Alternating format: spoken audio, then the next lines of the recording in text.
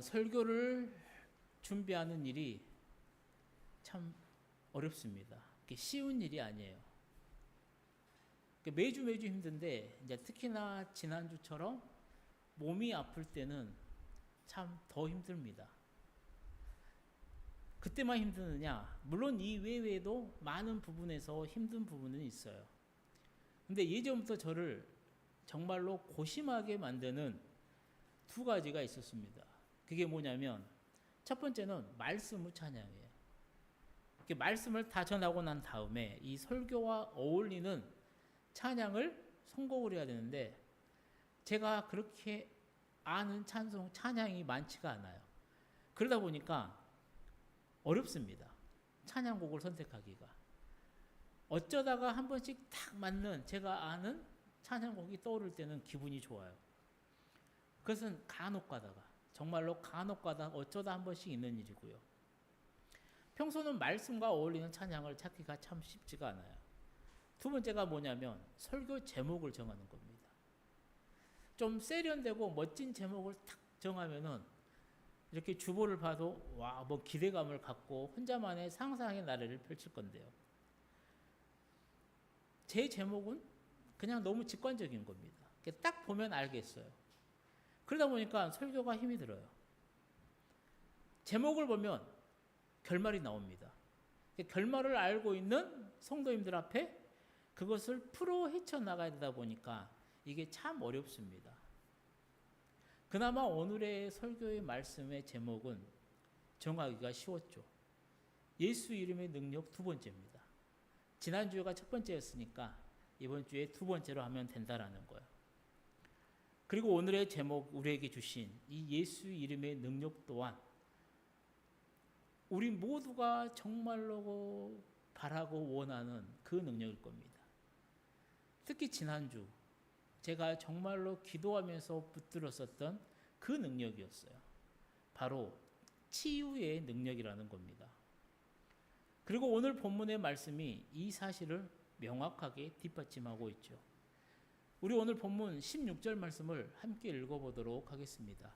그 이름을 믿음으로 그 이름이 너희가 보고 아는 이 사람을 성하게 하였나니 예수로 말미암아 난 믿음이 너희 모든 사람 앞에서 이같이 완전히 낫게 하였느니라. 아멘. 예수 이름을 믿은 그 믿음, 예수 이름을 믿은 그 믿음이 이 안진뱅이를 태어날 때부터 날 때부터 못 걸었었던, 다리를 못 썼던 이 사람을 완전히 낫게 했다라는 거예요. 성경은 이것을 어떻게 번역하냐면 컴플리트 힐링이라고 합니다. 힐링이라는 단어를 써요. 이게 몸과 마음을 치유한다라는 거예요. 우리나라 사람들이 가장 많이 사용하는 외래어가 뭐냐면 스트레스입니다. 제가 몇 년 전에도 한번 이거를 검색을 해봤었는데 지금은 좀 바뀌었는가 해서 설교를 준비하면서 구글에 한번 쳐봤어요. 우리나라 사람들이 가장 많이 사용하는 외래어는 딱 하니까는 AI가 바로 이렇게 답을 따닥 나오더라고요. 1위가 뭐냐면 스트레스예요. 가장 많이 사용하는 외래어가. 병원에 가면은 의사 선생님이 뭐가 뚜렷한 증상이 없으면 스트레스성이라고 그래요. 보통 사람도 그렇습니다. 아, 열받아. 아, 스트레스 받아. 그 스트레스라는 말을 굉장히 많이 사용을 해요. 심리적으로나 신체적으로 긴장 상태를 우리는 스트레스라고 표현을 하는데 사람들 가운데 정말로 스트레스를 잘 받는 그러한 유형들이 있어요. 성격들이 있습니다. 어떤 성격이냐면 바로 이런 성격이래요. 첫 번째가 성격이 너무나 꼼꼼한 사람. 신문 한 장, 책 한 권을 읽어도요. 그냥 한자 한자 자세히 봅니다. 그냥 꼼꼼하게 읽어봐요. 완벽을 추구합니다. 그러다 보니까 굉장히 힘들어요. 일반인보다 다른 사람보다 훨씬 더 많은 스트레스를 받는다라고 해요. 두 번째는 뭐예요? 경쟁심이 너무 강한 사람이에요. 더불어 생활하는 이 아름다운 세상에서 혼자 최고가 돼야 되니까 얼마나 힘들겠어요. 세 번째는 성미가 좀 성격이 급한 사람입니다. 참을성이 부족해요. 그러다 보니까 자연적으로 화를 많이 내게 됩니다. 네 번째가 지나치게 내성적이에요. 이런 사람은 내성적이면서 좀 결벽증도 갖고 있기 때문에 문제를 속으로 삭힙니다. 이렇게 밖으로 표출을 못해요. 뭔가 있으면은 그냥 혼자 꿍 해요. 그러다 보니까 자기도 답답하고 표현을 못하니까 혼자 스트레스를 받는다라는 거예요.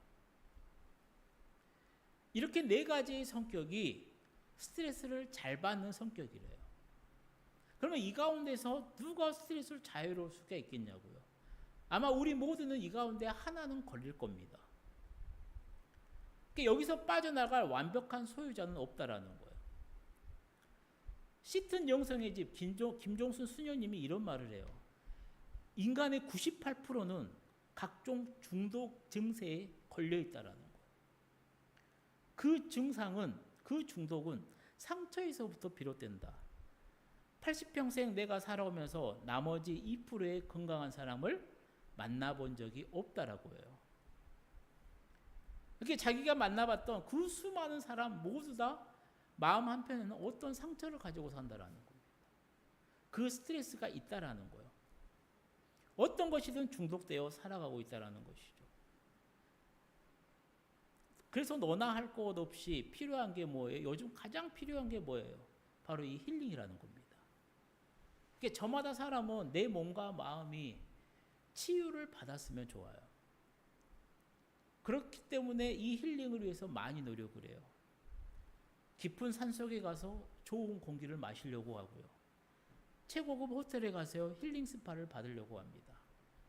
좋은 집을 지어서 그 안에 인테리어를 편백나무로 지어요. 수없이 많은 종류의 힐링 프로그램을 따라가고요. 나에게 맞는 힐링을 찾아가면서 그것을 위해, 힐링을 위해 노력을 하더라는 거예요. 그러면 그렇게 했을 때 우리의 몸과 마음이 편해지냐? 또 그렇지는 않잖아요. 깊은 산속에 가서 좋은 공기를 마셔요. 기분 좋잖아요. 근데 다시 일상으로 돌아오면은 다시 이게 스트레스가 쌓여요. 고급 호텔에 가서, 최고급 호텔에 가서 좋은 힐링 스파를 받아요. 받을 때는 좋잖아요. 근데 다시 집으로 돌아와요. 문득 그런 생각이 들죠. 와, 이게 돈이 얼마인데. 이러면 내가 뭐를 더 살 수가 있고, 뭐를 얼마나 할 수 있을까. 또다시 스트레스를 받는다라는 거예요. 집을 이렇게 편백나무로 돌려서 피톤치드의 효과를 누려요. 근데 그건 잠깐이에요. 그게 온전히 나를 치유해 줄 수는 없다라는 거예요. 그래서 사람들은 계속해서 힐링을, 치유 방법을 노력을 합니다. 그런데 성경은 그 치유 방법에 대해서 기록을 해 놓았다라는 거예요. 그리고 오늘 본문의 말씀이 우리에게 완전한 힐링, 치유의 방법에 대해 두 가지를 알려주더라는 거예요. 첫 번째가 뭐냐면 예수의 이름만이 완전한 힐링을 가능케 한다라는 거예요. 예수의 이름만이 완전한 치유를 가능케 한다라는 거예요. 오늘 본문의 내용은 우리가 잘 알아요. 지난주에 보았던 사건에서 이어집니다. 예루살렘 성전 미문이라는 곳에 한 사람이 앉아 있어요. 날마다. 그에게는 세 가지의 특징이 있었다니까요. 나면서부터 앉은 병이었고 그의 나이가 40세였어요. 구걸하는 자였다라는 겁니다. 한마디로 40평생을 살아오면서 그가 한 거는 뭐예요? 현실에 안주하면서 구걸하는 것뿐이었다라는 거예요. 어쩌면 그가 구걸하는 걸 보고요. 그 누구도 그 사람에게 뭐라 할 수는 없는 상황이기는 했어요. 어느 날도 마찬가지였습니다. 성전 미문에 앉아서 성전으로 들어가는 사람들에게 구걸을 하고 있었는데 그때 마침 누가 가요? 오순절에 성령님을 체험한 베드로와 요한이 그 앞을 가게 됩니다. 그리고 그들도 평소에 그 사람을 보았을 거예요. 베드로와 요한도. 왜냐하면 그 사람은 항상 거기에 앉아 있었으니까. 그런데 그날은 그냥 지나칠 수가 없어요. 베드로와 요한 속에 계신 성령 하나님이 베드로와 요한을 자꾸만 건드는 겁니다. 그게 베드로가 그래요. 이 앉은 뱅이를 보면서 야, 우리를 보라. 이 앉은 뱅이는 어때요? 우리를 보라고 하니까 뭘 더 주겠지라는 기대감을 가지고 봅니다. 그때 베드로가 이렇게 이야기를 하잖아요. 함께 읽어볼까요? 베드로가 이르되 은과 금은 내게 없거니와 내게 있는 이것을 내게 주도니 나사렛 예수 그리스도의 이름으로 일어나 걸으라 하고 아멘. 베드로가 이렇게 말을 해요. 나사렛 예수 그리스도의 이름으로 일어나 걸으라 하고 이 말씀과 함께 안진뱅이의 손을 잡아 일으킵니다. 그랬더니 40년 동안 못 걸었던 이 사람, 이 안진뱅이의 발에 힘이 들어갑니다. 다리에 힘이 들어가요. 발목에 힘이 들어가요. 이 사람이 깜짝 놀라잖아요. 이런 경험은 처음이에요. 이런 느낌은 처음이에요. 왜냐하면 이 사람은 나면서부터 안진뱅이였기 때문에 걷는 게 서는 게 뭔지를 몰라요. 처음으로 걸어봐요. 몇 발자국 걷다가 어떻게 해요? 뛰어봐요. 놀라운 일이 벌어지죠. 예수의 이름이 그의 몸을 완전하게 치유해버렸다는 겁니다. 그리고 그 몸이 완전하게 변화되자 어떻게 돼요? 구걸하던 거지에서 이제는 하나님을 찬양하는 그 찬양자로 영광 돌리는 사람으로 변화가 되더라는 거예요. 늘 성전 문지기에서 구걸했던 사람이 이제는 성전 안에 들어가서 하나님을 찬양하는 사람으로 변해버렸다는 거예요. 이게 지난주의 말씀이었어요. 그리고 이 사건으로 인해서 어떻게 돼요? 성전 안에 있는 사람이 이제 완전히 발칵 뒤집어져 버려요. 이런 기적은 평생 자기들이 본 적이 없어요. 도대체 어떻게 된 일이라는 거야. 저 사람이 누군지는 다 알아요. 왜냐하면 성전에 있었던 사람들은 하루에 3번씩 성전으로 기도하러도 가는 경건한 사람들이었기 때문에 매일 성전으로 가면서 저 구걸하는 안진뱅이 못 걷는 사람을 봤을 거라는 거예요. 성전 문 밖에서만 봤던 사람이 오늘 갑자기 성전 안에서 와서 뛰어다니면서 하나님을 찬양하고 있어요. 사람들이 발칵 뒤집어지잖아요. 그래서 이 사람들이 어디로 모여요? 솔로몬의 행각. 당시 종교 이 교사들이 자유롭게 백성들을 이 시민들에게 이제 말씀을 가르쳤었던 야외 그 공연장 같은 데죠. 강연장 같은 데. 솔로몬의 행각으로 모입니다. 그때 이 안진뱅이였던 사람이 베드로와 요한을 붙잡아요. 성경의 말이. 이게 붙잡았다는 게 뭐냐면 등에 기다다 등을 껴안다라는 의미가 있어요. 이게 많은 사람들이 와, 저 사람 어떻게 됐지? 하고 그 사람을 중복하고 있을 때 이 사람이 베드로와 요한을 등 뒤에서 다 껴안았다라는 거. 그리고 그가 이렇게 하는 것은 뭐예요? 이유는 딱 하나입니다. 바로 이 사람들이 나를 치유해 고쳐줬다라는 거예요. 그러다 보니까 모든 사람들의 시선이 이제 어디로 가요? 베드로와 요한으로 바뀝니다. 이게 나은 사람의 감정을 봐봐요. 이때 나은 사람의 마음을 생각을 해보면 베드로와 요한이 얼마나 고마웠겠어요. 평생 못 걸었는데, 평생 정말로 그 안 좋은 말로 앵벌이를 했었는데, 자신의 감추고 싶었던 그 수치를 날마다 드러내면서 그걸로 밥 벌어먹고, 그 밥 벌어먹어도 내가 다 갖는 게 아니라 나를 도와줬던 조력자에게 아마 돈을 다 뺏겼을 건데, 하루하루 정말로 수치스럽게 살아갔는데, 이 베드로와 요한이 나를 걷게 했으니까 얼마나 감격스럽고 이 사람들이 고맙겠어요. 아마 베드로와 요한을 등에 껴안고 이 안진뱅이는 아마 펑펑 울었을 것 같아요. 또 그렇게 우는 그의 모습을 베드로와 요한도 얼마나 감격스러웠겠어요. 예수의 이름으로 이야기를 했는데 정말로 그렇게 일어나 걸어버렸어요. 너무나도 고맙다고 감사하다고 하나님을 찬양하면서 우는데 그 모습을 보면서 얼마나 베드로와 요한도 감격했겠어요. 이처럼 모든 사람은요, 뭔가를 붙잡게 돼 있어요. 안진뱅이가 베드로와 요한을 붙잡았던 것처럼 사람은 뭔가를 붙잡고 살아갑니다. 오늘 우리 성도님들은 무엇을 붙잡고 살아가세요? 동시에 우리는 붙잡는 동시에 또 누군가에 의해서 붙잡힐 수도 있어요. 이렇게 잘 생각해봐요. 나는 오늘 누구를 붙잡고 있고 나는 오늘 누구에게 무엇에 붙잡혀 살아가고 있냐라는 거. 이게 정말로 중요해요. 이게 정말로. 내가 정말로 간절히 손을 내밀어서 붙잡고 있는 거. 그게 무엇이냐에 따라서 내가 어떤 사람이냐가 드러납니다. 도박을 미치도록 좋아하면요, 도박을 붙잡아요. 도박에 붙들려요.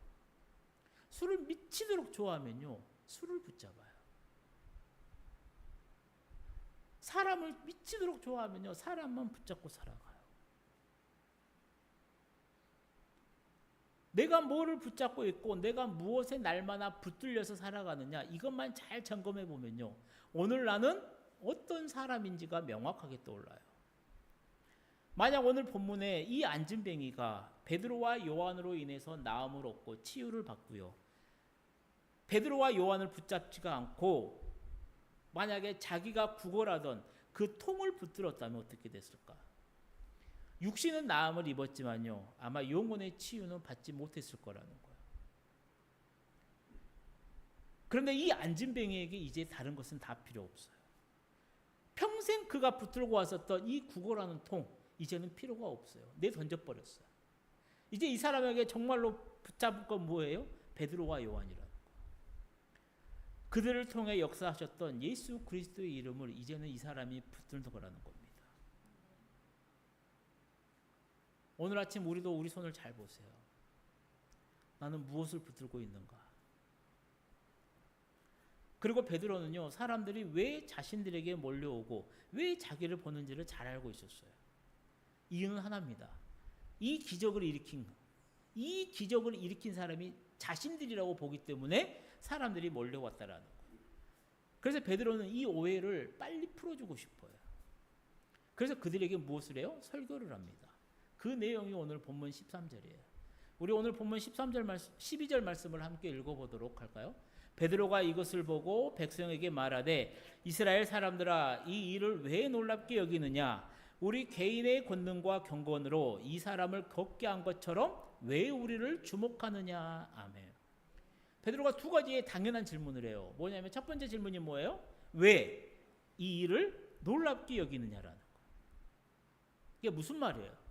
야, 왜 이게 놀랍냐라는 거예요. 이게 무슨 전제가 깔려 있냐면 베드로에게는 하나님께는 이 일이 아무것도 아니라는 겁니다. 그러니까 왜 너희는 이거를 놀랍게 여기지? 두 번째는, 그리고 왜 너희는 이거를 나를 주목하지? 우리를 주목하냐라는 거예요. 이 사람을 고친 것은 우리가 아니라는 겁니다. 그러니까 우리를 주목할 필요가 없다라는 거예요. 베드로는 명확해요. 이 나면서부터 못 걸었던 이 안진뱅이를 일으켜 세운 것은 예수 그리스도의 능력이 역사한 것이지 베드로 자신이 한 게 아니라는 겁니다. 그것을 사람들 앞에서 분명하게 이야기하고 있는 거예요. 우리도 이런 경우가 참 많습니다. 하나님께서 해주신 일인데요, 사람을 붙드는 경우가 참 많아요.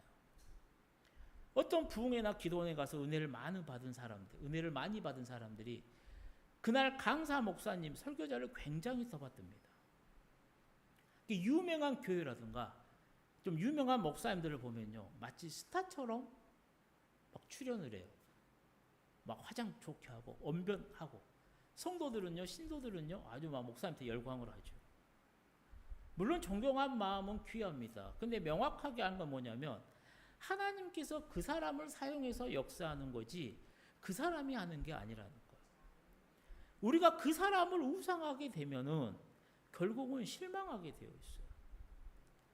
사랑하는 성도님들, 오늘 본문의 말씀은 우리 믿는 사람들에게 아주 중요한 교훈을 줘요. 다리를 못 쓰던 사람이 나은 것을 보고 몰려던 사람들, 그리고 그 사람들이 베드로와 요한을 주목해서 봤듯이요, 세상에서 분명하다라는 거예요. 놀라운 일을 경험을 하면요, 사람들은 누구를 보냐면 그것을 행한 사람을 보게 되더라는 거예요. 그리고 얼마나 많은 하나님의 종들이 이런 것 때문에 무너지는지를 몰라요. 처음에는 하나님이에요. 근데 이게 습관이 되고요, 이것이 몇 번 하다 보면요, 너무나 자연적으로 쌓이다 보면 어떻게 돼요? 하나님이 아니야, 내가 정말 대단한 사람인가 보고 나야 무너져 버려요. 그리고 마귀의 덫이 거기에 있어요. 성공했을 때 그런 것을 통해 겸손하지 않고 우쭐하게 만들어 버린다라는 겁니다. 베드로는 명확해요. 야, 왜 우리를 주목하냐라는 거예요. 우리가 아니라는 겁니다. 그럼 누군데? 베드로는 이것을요, 복음을 전하는 기회로 삼습니다. 그리고 본문 13절 15절에서 누구를 소개하냐면 예수 그리스도, 예수님을 소개해요. 우리 오늘 본문 13절에서 15절 말씀을 함께 읽어볼까요? 아브라함과 이삭과 야곱의 하나님 곧 우리 조상의 하나님이 그의 종 예수를 영화롭게 하셨느니라. 너희가 그를 넘겨주고 빌라도가 놓아주기로 결의한 것을 너희가 그 앞에서 거부하였으니 너희가 거룩하고 의로운 일을 거부하고 도리어 살인한 사람을 놓아주기를 구하여 생명의 주를 죽였도다. 그러나 하나님이 죽은 자 가운데서 그를 살리셨으니 우리가 이 일의 증인이라. 아멘. 그러니까 베드로가 명확하게 말을 해요. 나 보지 말라는 거야. 내가 했던 거 아니라는 거야. 누가인지 알아? 야, 이 사람을 고쳐준 사람은 가룟 유다가 팔았고 가야바가 고소했고 빌라도가 재판했고 로마 군인이 십자가에 못 박혔고 그리고 가장 중요한 너희가 죽인 예수 그리스도라는 겁니다. 너희가 죽였던 예수 그리스도라는 거야. 그 예수의 이름을 믿은 그 믿음이 이 사람을 완전하게 낫게 했다라는 겁니다. 사랑하는 성도님들, 예수님께서는 공생의 기간 참 많은 이 치유의 사역, 병자를 고쳐주셨습니다. 왕의 그 병든 신하의 병든 아들을 고쳐도 주었고요. 회당에 귀신 들린 자도 고쳐주었고 베드로의 장모의 열병도 고쳐주었고요. 나병 환자도 고쳐주었고요. 침상에 누워있었던 그래서 지붕으로 뚫어내렸던 그 중풍 환자도 고쳐주었습니다. 한쪽 손 마른 사람도 고쳐주었고요. 백부장의 그 종도 고쳐주었습니다. 죽은 사람도 세 사람 살렸죠. 귀신 들려 눈멀고 벙어리가 되었던 맹인도 고쳐주었고요. 12년 된 혈루증 그 여인도 고쳐주었습니다. 벳세다의 맹인도 고쳐주었어요. 대제사장의 종 말고의 기도 고쳐주었잖아요. 엄청나게 많아요. 예수님의 치유 사건은 성경에 정말로 많아요. 아마 이보다 훨씬 더 많았을 거예요. 그런데 중요한 건 뭐예요? 예수님의 이 치유의 사건이 이 성경 안에만 머무르냐? 그게 아니라는 겁니다. 예수님이 부활 승천하신 지금까지도 예수의 이름으로 치유되는 역사는 계속해서 나타난다는 겁니다. 그러니 우리가 늘 신앙생활하면서 분명히 붙잡아야 될 것은 뭐냐면 불완전한 나를, 병든 나를 완전하게 치유하실 분은 여호와 하나님 예수 그리스도밖에 없다라는 그 사실을 꼭 믿어야 돼요. 그래서 그 이름을 붙드는 정말로 우리 성도님들이 되시기를 축복해요. 이게 완전한 힐링입니다. 첫 번째 방법. 예수의 이름을 믿어요. 두 번째는 뭐냐면요. 이 완전한 치유는요. 예수의 이름을 믿음으로 일어난다라는 거예요. 예수 이름을 믿음으로. 그러니까 예수의 이름만이 이 완벽한 치유를 만들어내요. 우리가 할 건 뭐예요? 이 예수의 이름을 믿는 겁니다. 한국교회 불의 사자라고 하는 별명이 무슨 목사님이 있어요. 김익두 목사님. 이 김익두 목사님도요. 이분의 이제 일화를 보게 되면 안진뱅이를 일으켜 세우셨어요. 근데 재미난 건 뭐냐면 이 김익두 목사님이 처음에 안진뱅이를 고치려고 할 때 가장 먼저 무슨 행동을 했냐면 가장 먼저 한 행동이 있어요. 그게 뭐냐면 주위를 둘러보는 겁니다. 그러니까 다른 사람이 있냐 없냐라는 거. 누가 이것을 지금 보고 있냐 안 보고 있냐라는. 왜 그랬을까? 이유는 하나겠죠. 내가 기도하고 야 일어나라 했는데 이게 안 먹히면 어떻게 돼요? 창피하잖아요. 부끄럽잖아요. 그러니까 누가 있는지 없는지를 봤대요. 그러니까 아무도 없어. 그러니까 김익수 목사님이 이제 자신 있게 가서 그 사람에게 나사렛 예수 그리스도 이름으로 일어나 걸으라 하고 소리쳤대요. 기도했답니다. 이게 안진뱅이가 그 김익수 목사님 보고 그랬대요. 뭐요 했대요. 너무나 수치스러웠어요. 그냥 발로 집으로 도망갔대요. 그리고 그날부터 너무나 창피했고 자기의 믿음이 없음이 너무나도 연약하고 이게 부끄러워서 며칠을 금식 기도를 했답니다. 그리고 다시 안진뱅이에 가서 나사렛 예수의 이름으로 일어나라라고 했더니 그 안진뱅이가 일어났다라고 하는 이야기가 있어요. 사랑하는 성도님들, 정말로 중요한 건 뭐냐면 예수의 이름으로 완전한 힐링은 일어납니다. 완전한 치유는 일어나요. 문제는 뭐냐면 그 예수의 이름을 우리가 완전히 믿어야 된다라는 거. 우리가 완전히 믿어야 돼요. 우리 오늘 보면 16절 말씀 함께 읽어볼까요? 그 이름을 믿음으로 그 이름이 너희가 보고하는 이 사람을 성하게 하였나니 예수로 말미암아 난 믿음이 너희 모든 사람 앞에서 이같이 완전히 낫게 하였느니라. 아멘. 지금 나면서부터 안진병이었던 사람, 나이가 40인 사람, 평생 구걸하면서 사는 자, 이 사람이 예수의 이름이면 저 사람이 완전히 낫겠다라는 확신이 베드로와 요한에 있었다라는 거예요. 그 믿음이 이 사람을 일으켜 세웠다라는 겁니다. 그리고 나음을 입은 이 안진뱅이도 마찬가지죠. 예수의 이름이 나를 믿었다라는 거, 나를 낫게 했다라는 겁니다. 그러니까 오늘의 이 본문, 지난주부터 이어지는 이 기적이 일어났더라는 겁니다. 그래서 본문의 이 베드로는요, 설교를 하면서 설교를 듣는 회중에게 정말로 중요한 걸 강조를 해요. 그게 뭐예요? 믿음이 중요하더라. 믿음이. 너희 듣는 사람의 믿음. 정말로 중요하다라는 겁니다. 예수님이 아무리 십자가의 사역을 완벽하게 이루어 놓고 그 구원의 길을 활짝 열어놨다 하더라도요, 내가 믿지 않으면 역사는 일어나지가 않는다라는 거예요. 아무리 목회자가요, 일주일 내내 기도하고 말씀 성경 공부하면서 설교 한 편 다 준비해서 던져둬요. 회중이 그거를 그냥 좋은 말 했네라고 하면요, 끝나버려요. 이게 오늘 나에게 하나님 주신 말씀이구나, 나에게 주신 말씀이구나, 내가 믿음으로 이걸 받아들이지 않잖아요. 절대 역사는 일어나지 않는다니까. 예수님의 공생의 사역을 한번 잘 들여보세요. 제가 앞에서 잠깐 언급했잖아요. 예수님 공생의 사역 기간 동안 엄청난 수많은 병자들을 고쳐주셨습니다. 병자를 고쳐주실 때마다 예수님이 확인한 것이 하나 있어요. 그게 뭔지 아세요? 인적사항 아닙니다. 야, 너 네 부모가 누구야? 너 잘 살아? 너 직업이 뭐야? 너 돈 얼마나 많아? 너희 집 몇 평이야? 이런 거 안 물어봐요. 예수님이 병자에게 그 병고침을 하기 전에 분명하게 확인한 건 뭐냐면 믿음이었어요. 너 낫고자 하는 믿음이 있냐? 내가 너 고쳐줄지를 확실히 믿어? 이거를 물어봐요. 그리고 믿음이 있는 자를 예수님이 고쳐주십니다. 이게 성경의 역사는 간단해요. 수많은 군중들이 예수님 앞에 모여서 예수님의 말씀을 들어요. 그 사람들은 자신들의 갈급함들이 있었을 거예요. 육신의 갈급함, 이 심적인 갈급함 다 있었을 거예요. 하나님의 복을 내가 받기를 원할 거예요. 근데 기가 막힌 게 그 가운데 딱 한 명입니다. 예수 옷자락만 잡아도 내가 낫겠다라는 사람. 돌에 맞아 죽어도 예수면 나를 구원해 주겠다. 목이 터져라 다윗의 자손 예수여, 나를 구원하소서. 너 조용하네, 너 죽어. 더 큰 목소리를 말하죠. 다윗의 자손 예수여, 나를 구원하소서. 당신 아니면 나 죽습니다. 수많은 군중 가운데요, 그렇게 간절하게 애태운 그 한 명, 예수님은 그 사람의 믿음을 보고 그 사람을 고치더라는 거예요.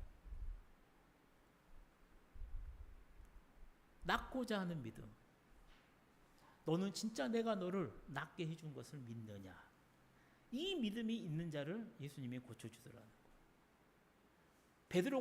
베드로와 요한이 이 안진뱅이를 일으켜 세울 때 하신 말씀을 봐요. 은과 금은 내게 없거니와 내게 있는 이것을 내게 주노니 나사렛 예수 그리스도의 이름으로 일어나 걸으라 라고 말을 해요. 베드로는 명확하게 알아요. 뭐를요? 나에게는 은과 금은 없어요. 근데 나에게 있는 게 있어. 확실한 게 있어. 그게 뭐예요? 예수 그리스도. 그 이름이 있다니까. 믿음이 있다니까요. 그러니까 이 안진뱅이의 완전한 치유가 일어나더라는 거예요. 오늘 나는 어떻습니까? 오늘 나에게 있는 것은 은과 금인지 아니면 예수님을 믿는 그 믿음인지 우리가 꼭 점검할 필요가 있다라는 거예요. 성 프란시스가 은혜를 받고요, 자신과 뜻이 맞는 사람들과 함께 거지 전도단을 만들어요. 그게 뭐냐면 그저 길을 가면서 밥을 얻어 먹으면서 이렇게 복음을 전하는 거예요. 근데 이 전도단 허락을 받기 위해 이제 교황청에 들어갑니다.